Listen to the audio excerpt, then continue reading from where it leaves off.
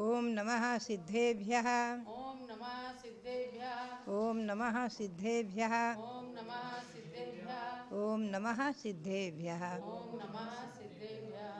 श्रीमते वर्धमानाय नमो नमिति विद्विषे यज्ञानान्तर्गतं भूत्वा त्रैलोक्यं गोस्पदायते।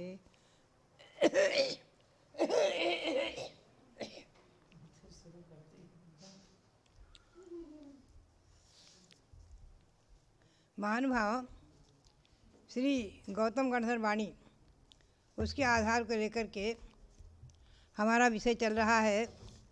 मुख्य रूप से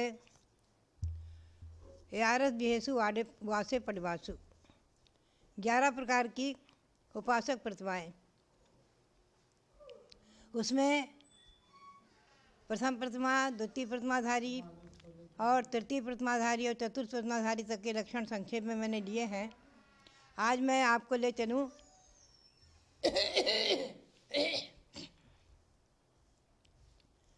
पंचम प्रतिमाधारी। पंचम प्रतिमाधारी सच्चित त्यागी प्रतिमाधारी होते हैं। सच्चित त्यागी, उनका लक्षण संक्षेप में मैं लूँ आपको, और हमें और आपको ये समझना आवश्यक है। जम वज्जि हरिदम तय तत्पत्त पवाल कंद फल बीजम अपासुगम च शरीरम सचित्त निवत्तिमम ठाणम। श्री गौतम स्वामी के शब्दों में श्रावक प्रतिमान से उद्धृत प्रकरण है, जो हरित कच्चे फल, फूल, बीज, पत्ते आदि नहीं खाते। इन्हें छिन्न भिन्न करके लवण आदि मिलाकर या प्राशुक करके खाते हैं। पानी भी प्राशुक करके ही पीते हैं। वो सच्चित त्यागी प्रतिमाधारी कहलाते हैं। ये संक्षेप में लक्षण हुआ। अब हम आपको इसके बारे में ले चले। श्री समंत स्वामी भी इसी बात को कहते हैं।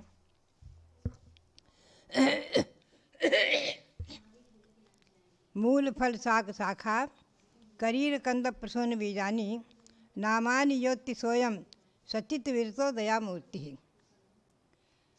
फल, मूल और पत्ते, कोपल और शाक, करीर, कंद आदि जो पुष्प बीज हैं सचित, ये हरित वनस्पति विविध आदि जो इन सचित को नहीं खाते या प्राशुक करके खाते हैं, वो सचित त्यागी प्रतिमाधर बस दया मूर्ति कहलाते हैं।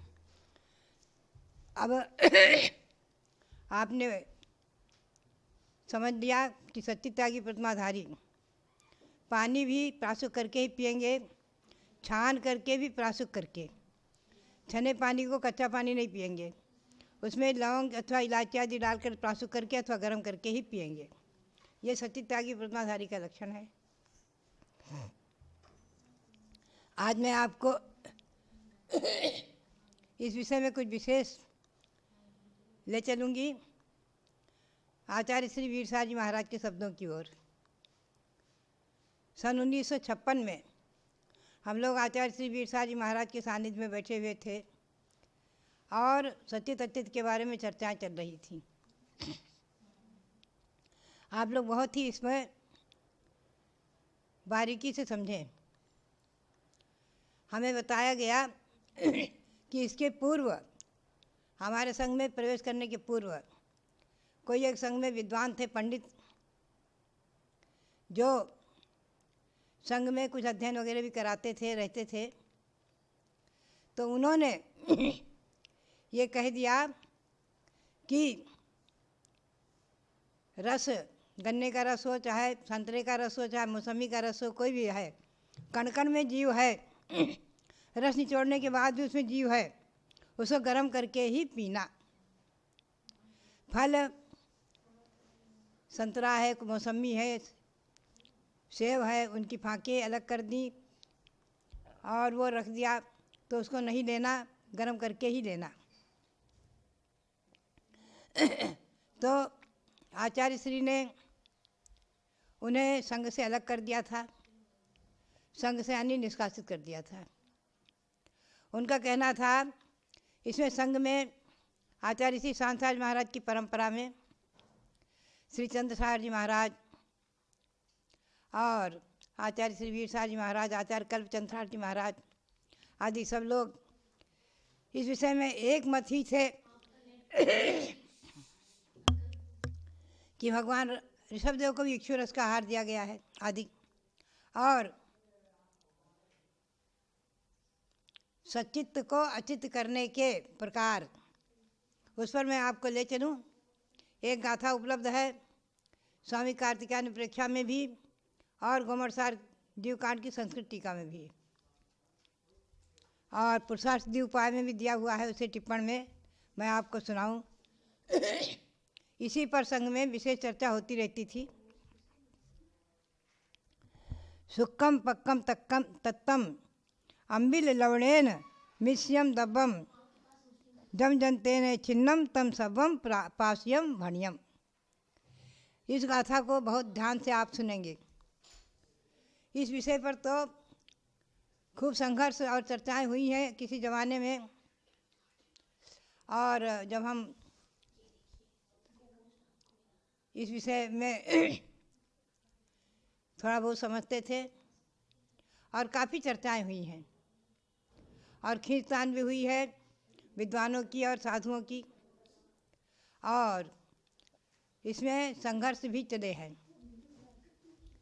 जैसे कि वर्तमान में आपने सुना ना, अभी कुछ दिन पूर्व शासन देव देवी के बारे में चर्चा चल गई, ऐसे ही चर्चाएं काफ़ी चली हैं।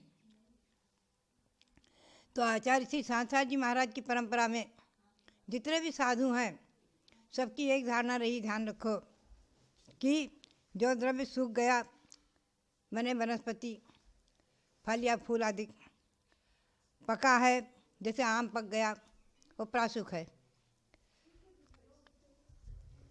तप्त है तपा लिया अग्नि में, अथवा आम्ल रस यानी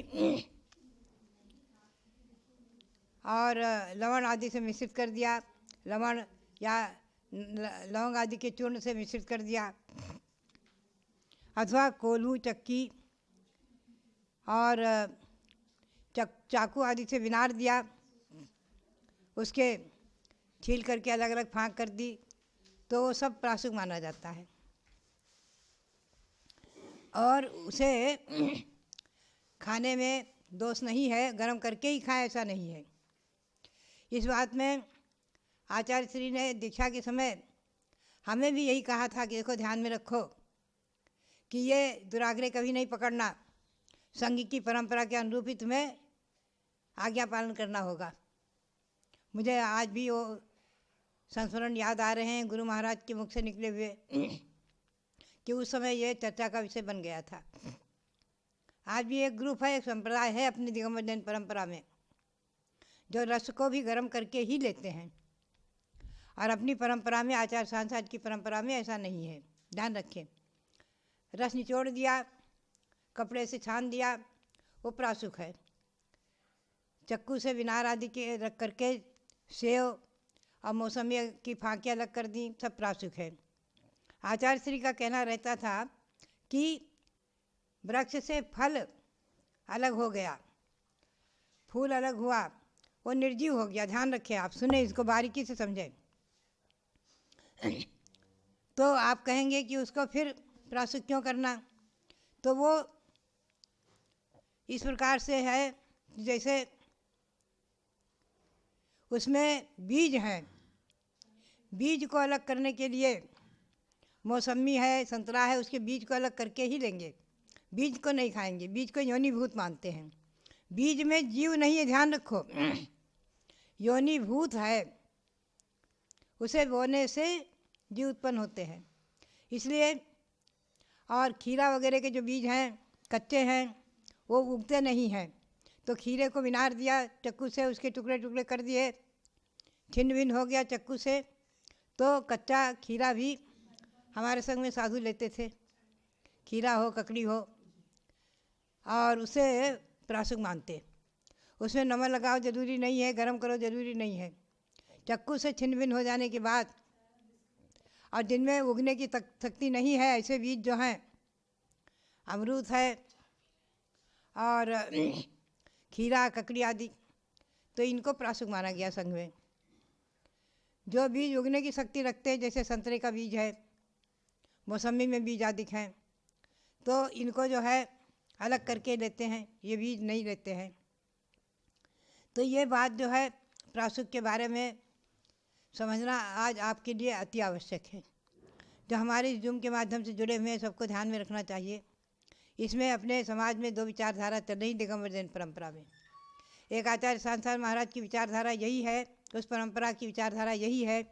आचार्य श्री वीर सार जी महाराज, उनके संस्मरण हमें बिल्कुल याद हैं। और संग में हमेशा पंडित पन्नालाल जी सोनी, पंडित दीनलाल जी शास्त्री, पंडित खूमचंद जी सिद्धांत शास्त्री और बड़े बड़े विद्वान बैठ करके संघ में चर्चा करते थे। तो वो लोग जो है इसे सब प्रासुक मानते थे। प्रासुक करने के सब प्रकार हैं। पानी को छाना, दोहरे छन्ने से छान करके और उसमें लौंग डाल दिया या इलायची डाल दी तो प्रासुक हो गया। 6 घंटे तक उसकी मर्यादा मानी जाती है। गरम किया हुआ जल 24 घंटे है। तो कच्चा जल सच्चित्ता की प्रतिमाधारी नहीं पिएगा। सामान्य श्रावक तो कच्चा जल भी लेते हैं, लेकिन सच्चित्ता की प्रतिमाधारी के लिए उसमें प्रासुक करना आवश्यक है। तो इस बात को ध्यान में रखें। अभी कुछ दिनों पूर्व एक परंपरा चली थी कि गर्म जल से ही भगवान का अभिषेक करें। हमारे संघ में आचार्य श्री वीर सार जी महाराज के शिष्य ब्रह्मचारी श्री सूरजमल जी ब्रह्मचारी जी बाबा जी, जिन्हें हम लोग कहते थे, बहुत ही धुरंधर विद्वान और प्रतिष्ठाचार्य थे। वो हमेशा इस बात का विरोध करते थे। गर्म जल से अभिषेक करने की परंपरा के कट्टर विरोधी थे। वो कहते थे परंपरा हमारी नहीं है, हमारे आचार्य वीर सार की नहीं है। ये नई परंपरा उस विद्वान के द्वारा थोपी गई है, कुछ विद्वानों द्वारा थोपी गई है। तो इस बात को ध्यान में हमें रखना है कि पानी को छान करके उसमें लौंग डाल दिया, प्रासुक हो गया। 6 घंटे तक हम उसको काम में लेते हैं। गर्म जल को 24 घंटे। लेकिन गर्म जल से भगवान का अभिषेक करने का कहीं विधान नहीं है। दूध के बारे में आप समझें, दूध गाय का हो चाहे भैंस का हो, बकरी का हो, दूध निकलने के बाद अंतर्मूर्त के अंदर ही उसे गर्म कर लेना चाहिए। अन्यथा उसमें जीव उत्पत्ति मानी है तो उसकी मर्यादा नहीं रहती। इसलिए अंतर्मूर्त के अंदर ही उसे गर्म करना। फिर उसके जवे हुए दही अथवा दही से बना हुआ छाछ है, मट्ठा है, मक्खन है, उसको भी खाने में दोष नहीं है। उसमें 2 दाल वाले अन्न को मिला देने से द्विदल नहीं बनता है। कच्चे दूध के जमे हुए दही में 2 दाल वाले अन्न मिलाने से द्विदल बनता है। आम गोरस संप्रक्तम, ये आया है। आम यानी कच्चा गोरस यानी दूध अथवा उसके जमाया हुआ दही, उसमें 2 दाल वाले अन्न मिलाने से द्विदल बनता है। तो इस बात की जो है मर्यादा संघ में रही है, ध्यान रखें आप। तो आज जो विद्वान कह देते हैं कि दही में या दूध आदि में 2 दाल मिला दिए, 2 दाल वाला अन्न मिला दिया, द्विदल बन गया, उसे खाने में महान दोष है, वो हमारी गुरु परंपरा से अनुरूप और आगम के अनुरूप नहीं है। उमा स्वामी श्रावकाचार्य में बहुत स्पष्ट है कि कच्चा दूध और कच्चे दूध से जमे हुए दही आदि में ही 2 दाल वाले अन्न को मिलाने से द्विदल बनता है। तो ये सब बातें जो है सच्चित्ता की प्रतिमाधारी अच्छी तरह समझ करके और आचार्य सांसार महाराज की परंपरा के अनुसार इसको अच्छी तरह समझें।